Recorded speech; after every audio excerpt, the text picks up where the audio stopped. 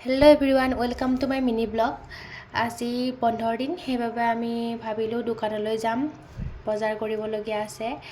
তাৰপিছত আমি বিচনাবোৰ ঠিক কৰি ল'লোঁ। তাৰপিছতে আমাৰ ব্ৰেকফাষ্ট আহি গ'ল, আমি ব্ৰেকফাষ্ট খাবলৈ গ'লোঁ।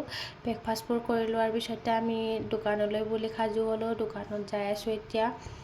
মলত সোমাই ফুলবোৰ দেখিলোঁ। ফুলবোৰ দেখি মোৰ বহুতেই ভাল লাগিল।